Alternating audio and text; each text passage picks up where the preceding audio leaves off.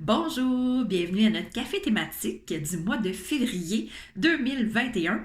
Donc, nous sommes le 25, jeudi le 25 février. Aujourd'hui, le sujet du café thématique sera l'isolement. Donc, c'est un sujet qui est très actuel présentement. On va regarder ensemble c'est quoi l'isolement. On va comparer aussi avec la solitude. Donc, on va regarder un peu les deux. Regarder aussi les impacts que ça peut avoir autant sur notre santé physique que sur notre santé mentale. Puis, on va regarder des petits trucs justement pour déjouer un peu l'isolement. Puis, j'ai des petites questions, j'ai plein de petites questions tout au long du café là, à vous poser qu'on va pouvoir regarder ensemble. Donc, dans un premier temps, je vais commencer par me présenter. Mon nom, c'est Caroline Paquette. Je suis intervenante à l'organisme Oasis Santé Mentale à Granby. Donc, nous, Oasis, on couvre deux territoires, soit celui de la Haute-Yamaska et de Prome-Missisquoi. Ce qu'on fait chez Oasis, notre mission, c'est qu'on travaille avec l'entourage d'une personne qui manifeste des caractéristiques cliniques d'un trouble de santé mentale. Ce que ça veut dire en gros, parce que c'est une belle grosse phrase que je viens de vous mentionner là. Donc, ce que ça veut dire, c'est si j'ai quelqu'un dans mon entourage qui ne va pas bien au niveau de sa santé mentale, diagnostiqué ou non, vous pouvez venir nous consulter. Nous, ce qu'on fait, c'est qu'on travaille avec les enfants, la famille, les conjoints, les conjointes, les amis, les voisins, les employés. On travaille avec toute personne qui se sent concernée par l'autre. Donc, c'est très vaste. Si jamais vous avez accès à ce café thématique-là et que vous venez pas de la région de Brome-Missisquoi ou de la Haute-Yamaska, il y a toujours un site, bien sûr, on parle du Québec, donc il y a toujours un site qui s'appelle le réseau Avant de craquer que vous pouvez contacter. Allez voir sur le site internet, puis vous allez pouvoir trouver l'organisme qui dessert votre région. Parce qu'il existe plein d'autres organismes comme nous qui ont la même mission au travers le Québec. Donc, comme je disais tantôt, le café thématique d'aujourd'hui, le sujet, c'est l'isolement. L'isolement, on en a tous vécu cette année. Comme je dis, on est dans un contexte particulier. Il y a eu des confinements, il y a eu des changements. Selon notre âge, on a pu avoir accès à notre entourage, on n'a pas pu avoir accès à notre entourage. Il y a beaucoup de choses qui ont changé cette année. Hein? On parlait beaucoup de l'année 2020. C'est sûr que là, on est rendu en 2021. Il n'y a pas eu une coupure entre les deux où est-ce que tout a changé en 2021. Pas du tout. Donc, c'est pour ça qu'on va regarder un petit peu les impacts. C'est sûr qu'il y a des études qui ont déjà été faites dans le passé avant même qu'on parle de contexte de pandémie, d'isolement, de confinement, etc. Il y a des études qui ont été faites dans le passé par rapport à l'isolement, puis c'est de ça que je vais partir aussi. Donc oui, ça se peut que je fasse des petits liens avec la situation actuelle qu'on vit au travers le monde, mais j'ai beaucoup axé plus sur l'isolement social, sur la solitude, les impacts, comme je disais tantôt, puis des stratégies là, qu'on peut avoir. Dans un premier temps, je vous disais qu'il y a une différence entre l'isolement social et la solitude. Donc, j'aimerais ça que vous preniez comme 2 secondes pour y réfléchir. Est-ce que vous êtes d'accord avec moi? Moi, je disais que oui, là. Mais êtes-vous d'accord avec moi qu'il y a justement il y a une différence entre les deux? Puis si c'est oui, prenez le temps d'y réfléchir. Ce serait quoi, selon vous, la différence entre les deux? Est-ce que si je vis de l'isolement social, je vis nécessairement de la solitude? Puis si est-ce que je vis de la solitude, je vis nécessairement de l'isolement social? Est-ce que je peux les vivre séparément? Est-ce que si je vis de la solitude, c'est parce que je suis seule chez moi? Donc, c'est quoi la différence entre les deux? Je veux vraiment que vous preniez le temps d'y réfléchir, là, même si vous avez des fois papier, crayon, vous pouvez prendre le temps d'inscrire vos petites idées, parce que ça va vous permettre de mieux comprendre quand justement je vais l'expliquer. Donc, si je prends la différence entre les deux, c'est sûr que l'isolement social, oui, je peux en vivre. Ça ne veut pas dire nécessairement que je vis de la solitude. Puis si je vis de la solitude, ça ne veut pas nécessairement dire que je vis un isolement social. La différence, c'est que l'isolement social, c'est que dans le fond, c'est que j'ai une perte de contact, j'ai une perte d'échange avec un réseau adapté, un réseau adéquat, un réseau avec lequel je me sens bien, que ce soit la famille, les amis, que ce soit des intervenants aussi. Ça se peut que j'avais un bon support avec des intervenants et là, j'ai une coupure. Hein. Là, on est beaucoup, mettons, dans tout ce qui est les fameuses technologies, là, Zoom, Team, hein, je pense à ceux qui sont dans le monde scolaire aussi, Messenger, FaceTime, etc., etc. Je ne les nommerai pas tous. Donc, on est beaucoup là-dedans présentement. Donc, ce que ça fait, c'est que l'isolement social, c'est que je suis isolée de mes, comme je disais, de mes contacts. Donc, ce que ça veut dire, c'est que j'ai plus des échanges nécessairement avec les autres. C'est sûr que les réseaux sociaux, vous allez me dire, viennent un peu remplacer. Par contre, il y a des études qui ont été faites, surtout au niveau des jeunes, parce que c'est eux qui utilisent de plus en plus les réseaux sociaux, qui ont été faits au niveau des jeunes, qui me démontrent que même si on utilise les réseaux sociaux, à un moment donné, il y a comme un manque. Il y a un manque de contact humain. Donc, les gens ne pourraient pas passer leur temps qu'à utiliser les réseaux sociaux. Je fais un petit bémol, une petite parenthèse aussi. C'est sûr que je parle d'isolement social puis de solitude. Le sujet, ça va être beaucoup l'isolement social, l'isolement en fait. Mais ça reste qu'on est tous différents. Il y a des gens là qui n'ont pas besoin de contact ou très peu de contact social avec les gens, qui peuvent vivre isolés. Des fois, on va dire « Ah, ça, c'est un ermite », mais sans dire aller jusque-là. Mais il y a des gens qui n'ont pas besoin de beaucoup de contact social, et c'est correct, là. C'est parfait, mais il y a des gens qui en ont besoin de beaucoup plus que les autres. Donc, c'est important de se connaître et de savoir est-ce que j'ai besoin, oui ou non, de contact avec les autres. J'ai des définitions par rapport aussi à l'isolement social. Parce que je vous disais, dans le fond, c'est un manque d'échange adéquat. Fait que si je regarde la petite définition, je vais vous la lire. Je n'ai pas tout appris ça par cœur. Donc, l'isolement social consiste en une séparation physique d'autres gens. C'est-à-dire que vous manquez de personnes avec qui échanger, excusez-moi. Donc, effectivement, c'est un manque de contact.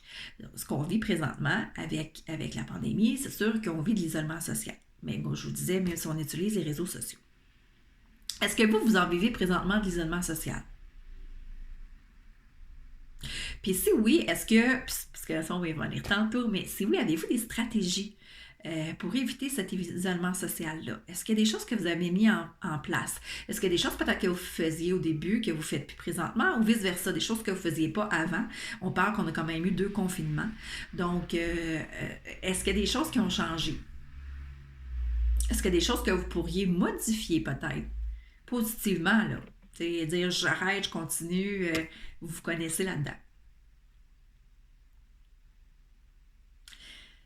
Pourquoi je fais la comparaison avec la solitude? C'est, comme je vous dis, c'est différent. La solitude, je peux être entourée, je peux être chez moi, puis justement, j'ai plein de gens dans ma maison, j'ai plein de gens autour de moi, mais je peux me sentir seule.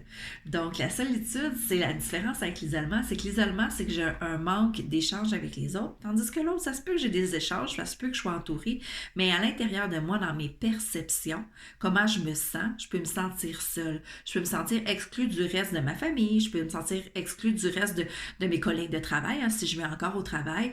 Donc, je peux vivre une certaine solitude. Il y a des études qui ont été faites aux États-Unis chez les 60 ans et plus, parce que souvent l'isolement, on va le voir un peu plus, soit chez les gens plus âgés ou les gens qui ont vécu des accidents, qui doivent se retrouver à la maison, peut-être des fois des mamans aussi à la maison, des parents, des papas à la maison, mais les études sont davantage faites souvent au niveau des personnes aînées. Donc, je pense que j'ai dit âgé, mais c'est aîné. Excusez-moi si j'ai dit âgé. Donc, c'est les personnes aînées. Donc, il y a des études qui ont été faites aux États-Unis. Ce qu'on a réalisé, c'est que il y avait 43% des gens, donc sur 100 personnes, il y avait 43% des personnes qui nommaient se sentir seules à la maison.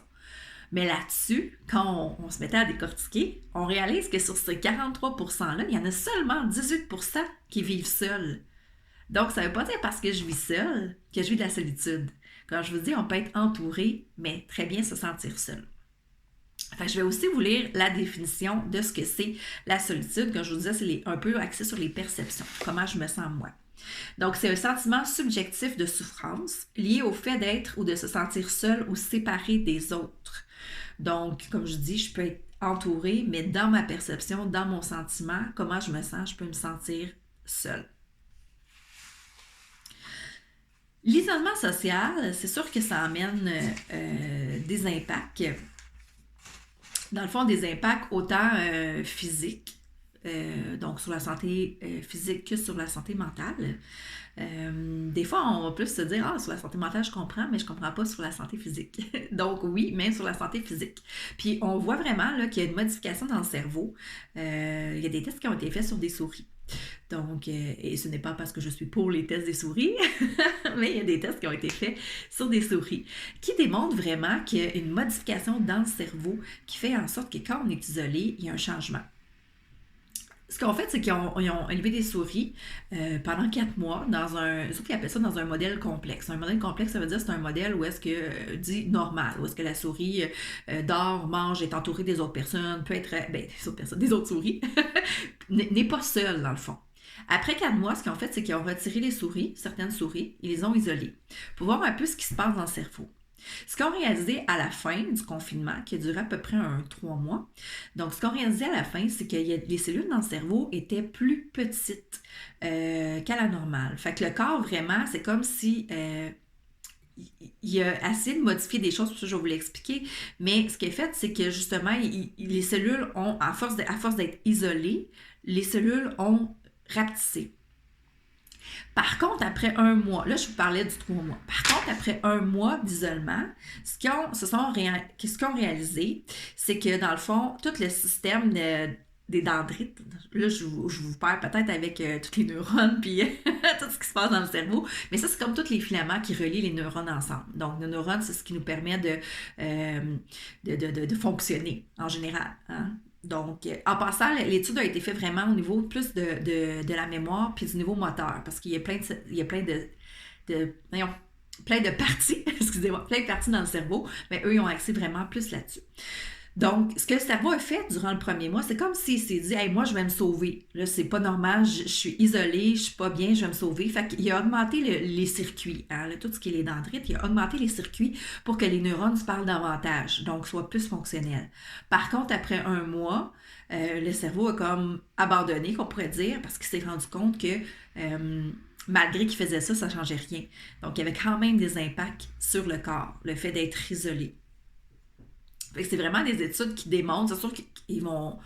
Ce que je lisais dans l'article, c'est qu'ils veulent faire des études sur d'autres parties du cerveau aussi, mais ça démontre quand même bien que le cerveau a essayé de s'auto-aider, mais il a comme essayé de compenser, mais il n'a pas réussi. Donc, après plusieurs mois, les impacts de l'isolement sont quand même là et sont présents chez les gens. Donc, ça peut faire du sens aussi avec ce qu'on vit présentement. Durant la première vague, ça n'a pas été facile, mais tout le monde, on a comme retroussé les manches en disant « Écoute, c'est un bout de temps, puis tout ça. » Puis, tu sais, quand je vous parlais du mois, mais là, de revivre d'autres confinements ou d'autres situations, c'est plus difficile parce que le cerveau, justement, a moins la capacité à s'adapter. J'ai des petits faits pour vous. Donc, puis en même temps, je veux commencer à réfléchir un peu aux impacts. Tu sais, c'est quoi les impacts que ça peut avoir sur le corps, autant la santé physique que la santé mentale? Mais j'ai des petits faits pour vous. Donc, l'absence de relations sociales adéquates exerce une influence négative sur la santé et diminue significativement l'espérance de vie. Encore là, comme je vous dis, c'est des tests qui ont été faits sur les personnes aînées ou des personnes, comme je vous dis, là, qui se sont blessées. Là aussi, là, il y a des gens qui ne peuvent plus travailler ou qui ne peuvent plus faire ce qu'ils faisaient avant, là, pour X raisons. Effectivement, c'est que plus on est isolé, plus il y a un impact au niveau de notre santé mentale, plus il y a un impact au niveau de notre santé physique, même au niveau cognitif, il y a un impact. Donc, on peut avoir des pertes cognitives. C'est quasiment comparable, en fait, à l'obésité. C'est quasiment comparable même au tabagisme, le niveau de mortalité. Donc, c'est quand même assez intense quand on regarde ça. Hein, on se dit « Ah, mon doux, c'est quand même beaucoup. » Donc, effectivement, l'isolement a vraiment beaucoup plus d'impact que qu'est-ce qu'on pense. Fait qu'une personne âgée, je dis toujours âgée, excusez-moi, une personne aînée qui est isolée, ben, il va avoir un impact. Puis c'est là des fois qu'on va voir parce que la personne elle perd son conjoint, tout ça, puis que, oups, mais ça me semble ça s'est comme dégradé rapidement, sa situation, son état de santé physique. Ben, parce qu'il y a eu un isolement. Avant ça, elle était avec son conjoint à la maison, la personne, conjointe, donc avait des rapports, des échanges avec quelqu'un d'autre. Il n'y avait pas cet isolement social-là qui s'est installé suite au décès de la personne. Les personnes les plus engagées socialement sont globalement en meilleure santé et on risque moins de dépression et de déclin des fonctions cognitives. Bien, c'est sûr que plus je suis engagée avec les gens, donc moi je suis isolée, aussi en étant engagée, ce que ça fait, c'est que si je vais moins bien, écoutez, je risque d'en parler à mon entourage. Hein, je sais pas, j'ai mal à un bras, j'ai un problème avec mes oreilles, j'ai des points au cœur, je me sens étourdie ou peu importe, je vais en discuter avec mon entourage. Donc, mon entourage, souvent, va me conseiller d'aller consulter. Il va me dire, ah, ben moi, j'irai voir mon beau-frère ou telle personne. Ou... Souvent, on va se conseiller entre nous ou on va avoir vécu des situations qui font en sorte que on va pouvoir dire à l'autre, hey, va voir ton médecin. Généralement, nous, on va écouter. On va se dire, ah, ben, c'est vrai, je devrais aller voir mon médecin. Quand je suis isolée, ben, je ne peux pas partager avec quelqu'un d'autre. Donc, c'est difficile un peu, ce niveau-là, de dire, OK, je vais aller consulter. Il y a des gens qui vont y aller, mais il y a des gens qui vont attendre parce que justement, ils se disent, bah, c'était pas si pire que ça, finalement.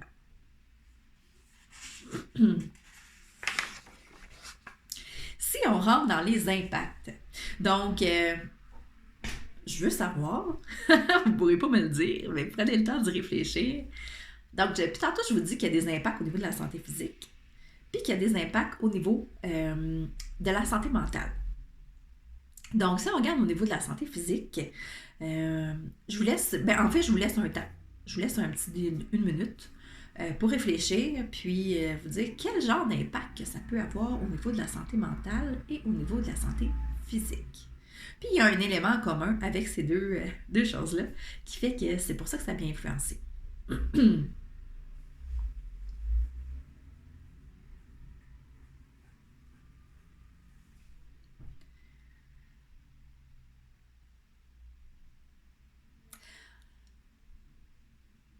Pour commencer, excusez-moi, mon Dieu, je m'étouffe. Il y a des études qui ont été faites qui démontrent que lorsqu'on est isolé socialement, on a tendance à plus réfléchir. Donc, si je réfléchis davantage, ça se peut que je me tourne davantage vers mon passé. Ça se peut que je me tourne davantage vers mon futur. Donc, ça va avoir un impact sur ma santé mentale. Qui peut avoir un impact aussi sur ma santé physique parce que, dans le fond, ce que ça peut me procurer, c'est des stresseurs. Ça peut m'emmener du stress. Puis ça, c'est l'élément que je vous disais qu'il y a un élément commun. Donc, une des bases, oui, c'est de s'assurer au niveau de l'isolement d'avoir des contacts avec les gens. Ça, c'est une des bases. Mais aussi, c'est d'essayer de gérer notre stress. Hein, parce que là, ça nous amène des stresseurs. Puis, je vais vous poser, j'ai une petite liste de questions par la suite que je vais vous poser les questions après avoir vu les impacts. Donc, ça amène du stress. Fait que l'élément clé aussi là-dedans qu'on doit retenir, c'est le mot stress. C'est lui qui va amener des impacts au niveau de santé physique puis au niveau de santé mentale. Ce qu'on voit au niveau de la santé physique, c'est beaucoup au niveau du cœur, au niveau du système sanguin, au niveau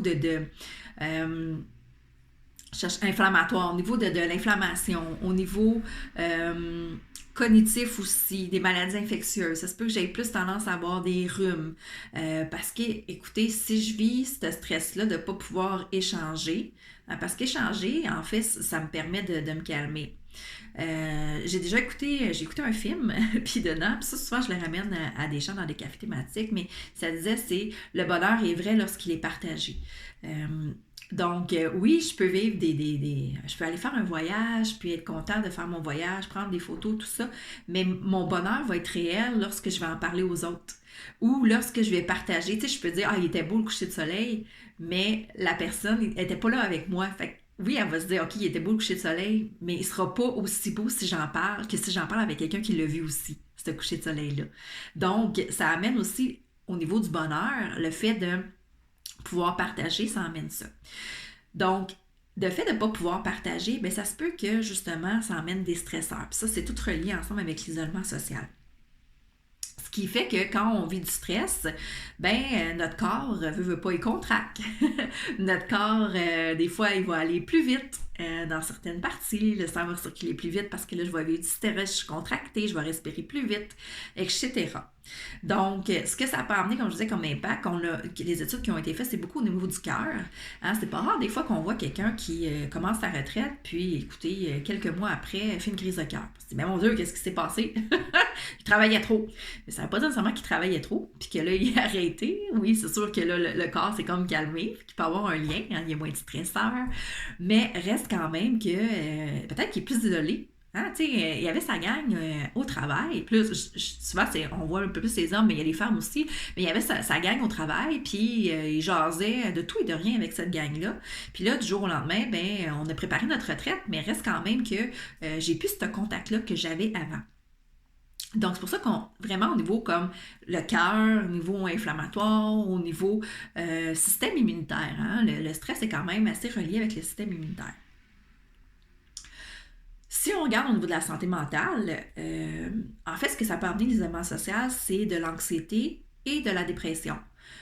Par contre, ça peut amener aussi, puis ça, parce que, comme je vous dis, c'est relié avec le stress. Le stress, si jamais vous avez un diagnostic au niveau de la santé mentale, peu importe, trouble bipolaire, peu importe, là, autre diagnostic, ça se peut que l'isolement peut faire ressortir des symptômes de votre diagnostic, tout simplement parce que dans le fond, vous vivez du stress.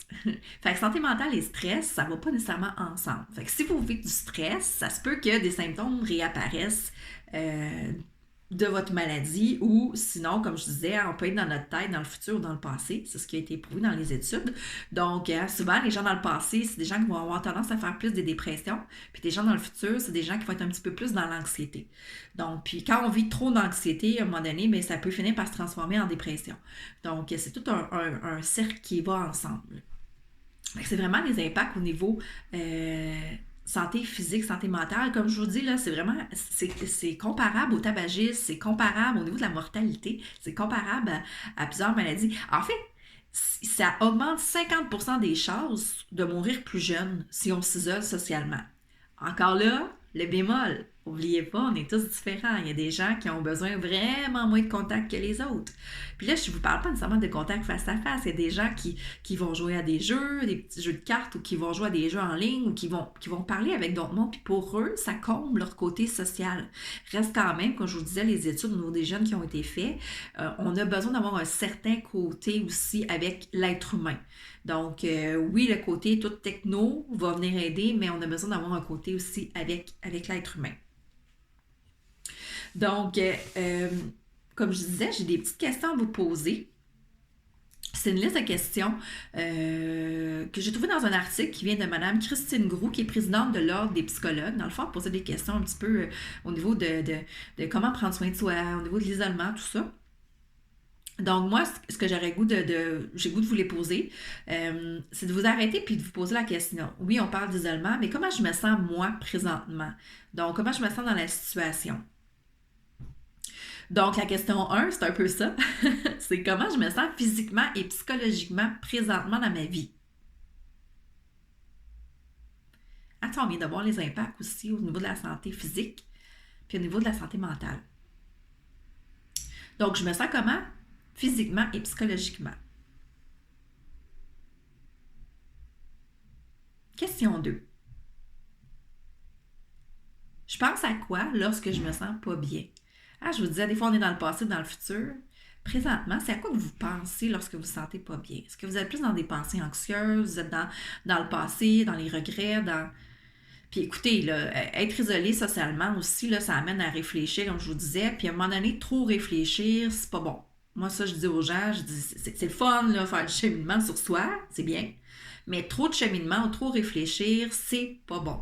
Donc, il faut faire attention aussi. Donc, la deuxième question, c'est à quoi je pense lorsque je me sens pas bien. En passant, je vous les nomme, là, mais si je vais vite, vous allez pouvoir réécouter. 3.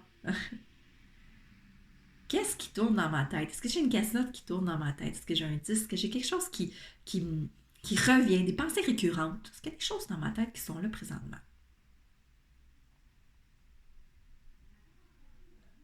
lorsque tout ça arrive, ces pensées-là, cette réflexion-là, hein? Mettons, je suis chez moi, puis la cassette à part. J'étais en train de faire quoi à ce moment-là? Est-ce que je regardais des photos, souvenirs? Est-ce que j'étais sur les réseaux sociaux en regardant, je regardais la vie des autres? Est-ce que euh, j'étais dans une pièce qui me rappelait des souvenirs? Est-ce que je pensais à quelque chose que j'ai fait dans le passé quand je voyageais ou peu importe? J'étais en train de faire quoi à ce moment-là? Puis la dernière question, c'est quelle action puis-je faire pour me sentir mieux? C'est là que ça m'amène aussi vers les trucs, justement, pour sortir de l'isolement. Qu'est-ce que je peux faire pour sortir de l'isolement? Si je me sens comme ça, c'était une de mes premières questions au départ, c'est est-ce que vous vous sentez isolé socialement? Je vous dis la différence entre solitude et isolement. Donc, qu'est-ce que je peux faire? En avez-vous, vous, des stratégies? Vous savez, moi, je suggère souvent une liste, de se faire une liste. La liste que je suggère souvent, c'est la liste de quand je vais pas bien, qu'est-ce que je peux faire. Souvent, je dis aux gens, mettez 10 items, mettez-la sur votre frigo, puis quand ça va pas, c'est parce que c'est pas là qu'on est créatif, donc quand ça va pas, je peux consulter la liste. Ben, je vous suggérais de faire la même expérience par rapport à l'isolement social. Qu'est-ce que je peux faire lorsque je me sens isolée des autres? Y a-t-il des projets que je peux faire? Y a-t-il des lignes téléphoniques que je peux appeler? Y a-t-il du support à quelque part que je peux avoir? Écoutez, vous pouvez toujours contacter aussi le 811, l'option 2, qui est la ligne info sociale, si vous avez besoin. Ou des fois, regardez le 211 aussi, qui a différentes ressources. Votre centre d'action bénévole, le CAB, que vous pouvez contacter si vous voulez peut-être faire du bénévolat ou si vous avez besoin de justement parler avec des gens. Tu sais, il y a peut-être des projets présentement qui ont. Est-ce que j'ai un réseau? Puis c'est qui mon réseau? De décortiquer aussi mon réseau. C'est qui les gens qui sont là autour de moi?